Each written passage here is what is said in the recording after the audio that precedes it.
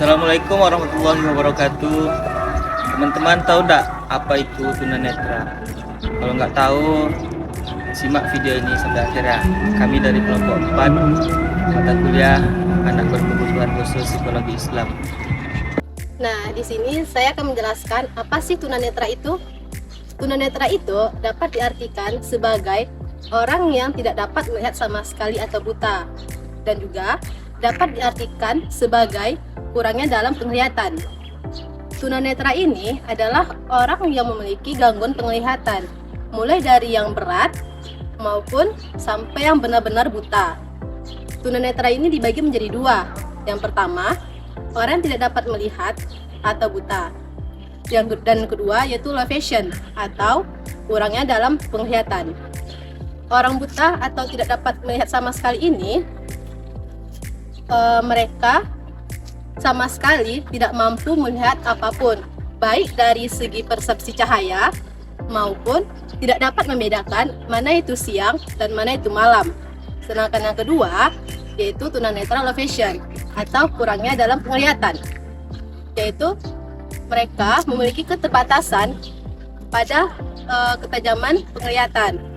Mereka pada umumnya bisa membaca, menulis, mampu mengamati sesuatu dengan jarak yang sangat dekat, dan juga seringnya tersandung saat berjalan dan sulitnya melihat pada malam hari. Tunanetra disebabkan oleh dua faktor. Faktor pertama itu faktor internal, yang kedua itu faktor eksternal.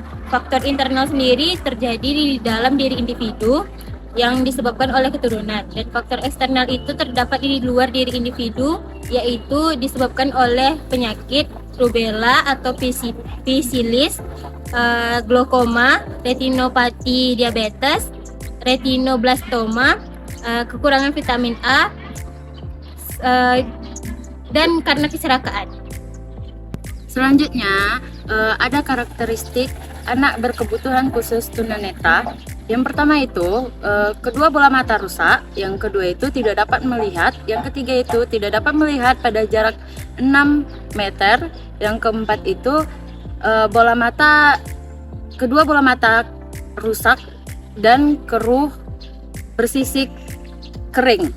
Yang kelima itu bola mata yang bergoyang-goyang, yang keenam itu jalan yang meraba-raba, yang ketujuh itu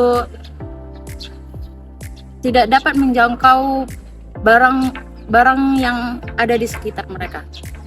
Bye-bye. Anak berkebutuhan khusus tunanetra dapat kita identifikasi melalui beberapa aspek. Yang pertama, aspek fisik dan sensoris. Dari aspek ini, kita melihat bahwasanya anak berkebutuhan khusus tunanetra memiliki mata dan tubuh yang agak kaku. Namun pada indera, mereka lebih peka terhadap indera pendengaran dan juga indera peraba. Kemudian yang kedua, dari aspek motorik. Dari aspek motorik, anak berkebutuhan khusus tunanetra kerap melakukan perilaku stereotip, ataupun seperti contohnya menggosok-gosok mata dan juga menepuk-nepuk tangan. Kemudian aspek ketiga, dari aspek sosial, kita mengetahui anak berkebutuhan khusus tunanetra cenderung mudah curiga, kemudian juga mudah tersinggung, dan memiliki tingkat ketergantungan yang tinggi terhadap orang lain. Oke. Namun kita dapat melakukan pencegahan secara medis melalui 5 tahapan. Yang pertama, melakukan pemeriksaan genetika kepada ahli dokter. Yang kedua, menghindari penggunaan terapi radioaktif, terutama pada ibu hamil di usia 3 bulan kandungan pertama. Yang ketiga, pencegahan terhadap virus menular seperti virus rubella, silipis, dan lainnya. Yang keempat, pemberian vitamin A dosis tinggi untuk mencegah kekurangan vitamin A. Dan yang kelima, melakukan pemeriksaan dini kepada mata apabila terjadi keluhan serius pada mata. Inilah beberapa contoh dari karakteristik tunanetra, tidak mampu melihat.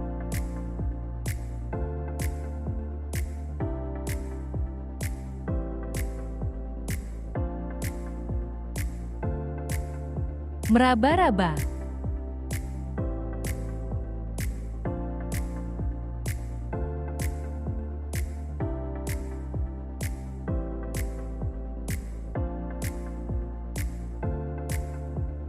Tersandung waktu berjalan. tidak mampu mengenali orang.